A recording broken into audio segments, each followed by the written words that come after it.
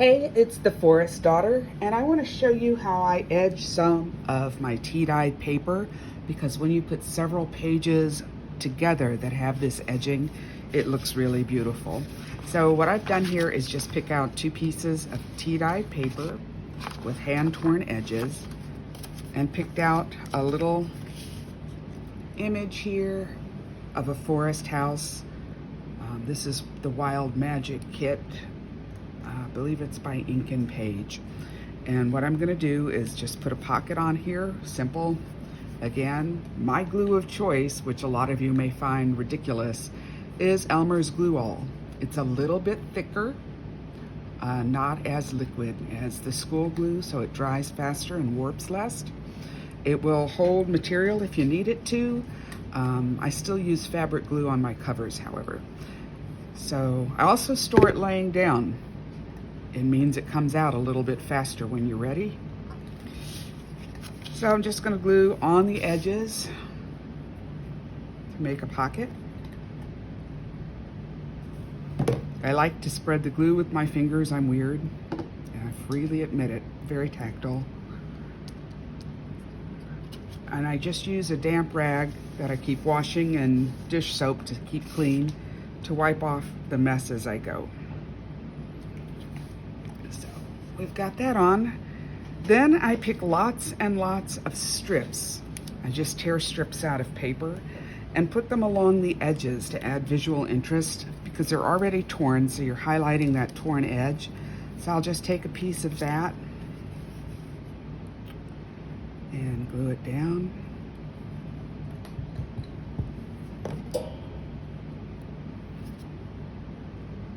And I don't care if it sticks over the top a little bit, because that's just gonna add interest to the top of the book when it's made. And then I'll find another piece that has a similar color. This kind of, it doesn't have to be matchy-matchy, but this plays the same feel as the door and some of this. Again, this is a white edge and I don't care for it. So if you push it back, the white edge will be on your discard piece. Then you can do it again, and this time you're pulling forward and pushing back this piece. I don't know if that makes sense, but that keeps the white edge from being too much. Kind of like the pointy ends. Just play around with it and just keep layering. I like how this, I don't know if you can see it here, it's a minor thing.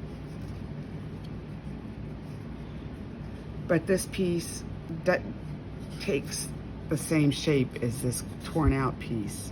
So you're playing on the edges here. So I'm gonna glue that down. I know it seems minor, but if you pick up a few of those, it looks like your scraps were meant to be there. So I line it up again so the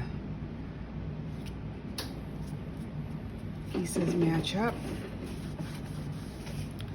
And this has got some dark greens, and they're not terribly blue, but I think this piece here will work. So I'm pulling away to keep the white on the piece that I'm not gonna put down.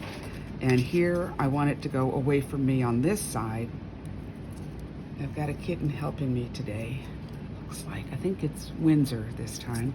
I've got Windsor and Alameda. You see how it's square at the top? I don't like that. So I try to tear it so it's a little pointed. It just leads one strip into the next a little better visually.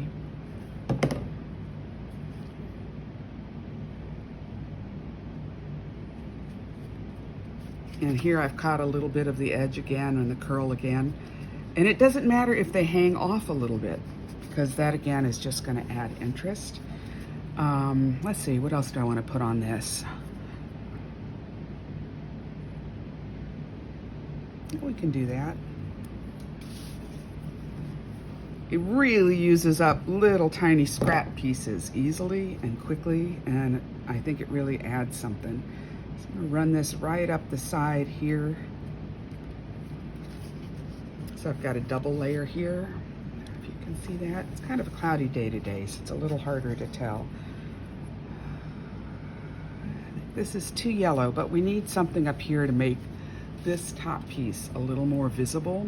So I'm going to try to find something that's just a little darker. Oh, I like that. And again, I don't care for the white against the tea paper. You might like the border it presents. Be free to do it either way, but if I'm pulling back, then the white stays on the piece that I'm throwing away, and I want the white on this side so I can throw it away, so I push that back and get it started here. You see how the white stays here? And then I can add just a little bit more layering up here.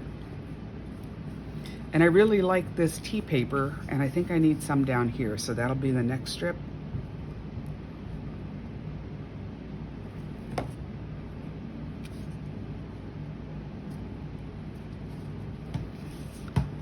So to pick up some of this lightness down in this section. So I've just got a tiny piece of scrap tea paper, and that's perfect because you're using up little tiny bits of stuff. It's got a little pretty tea-dyed piece here, pattern. On this, because it's tan clear through, it doesn't matter which way I tear it. And I need a little piece of that in here somewhere. So let's put the whole thing down, doesn't matter. Again, just a swipe with the glue. And you can see how the edge is becoming more interesting. It could use darker pieces because there's a lot of dark in here. I don't know if I have any dark pieces started that I can start tearing strips from. Here's one.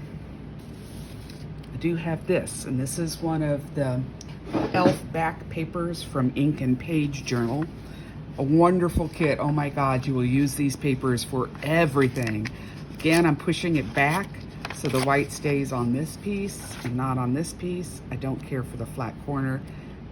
This is really not hard, and you just keep going till you get something that feels good. The more layers you build up, the better the richness. And I like how this, can you see how these two lines end up parallel? So you're just playing with little similarities and little differences and ways to move your eyes from one place to the other. And you can stop at any time when you get bored with this, and it's probably going to be beautiful. Scoop this. I don't want this going this far down, so I'm just going to tear off this piece. And now if your eye reads across it, it looks like there's not enough dark down here. So I'll take another little tiny piece with some pattern in it, a little thinner.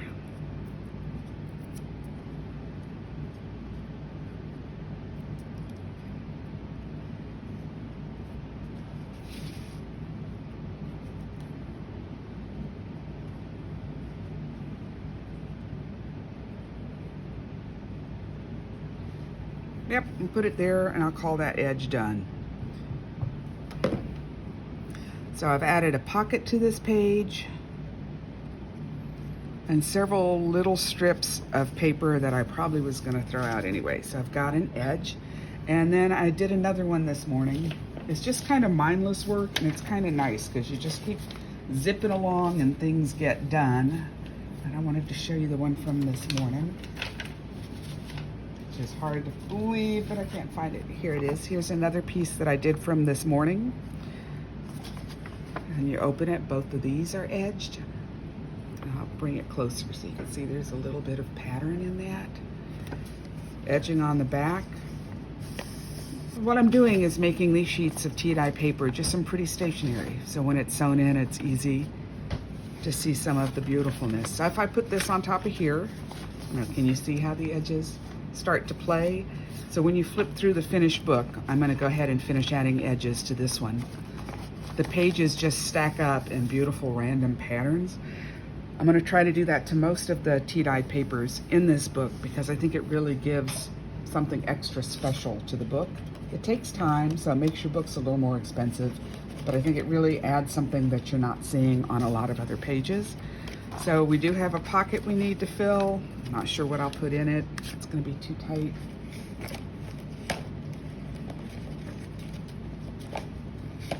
Again, most of these are from the Magic add-on kit by Ink and Page. It's too big, too big. This one's probably too purple, but you get the idea. I'll just do a finished one of these and slip it in there. So, tiered edges. Let me know what you think in the comments. Thank you. I'm the Forest Daughter.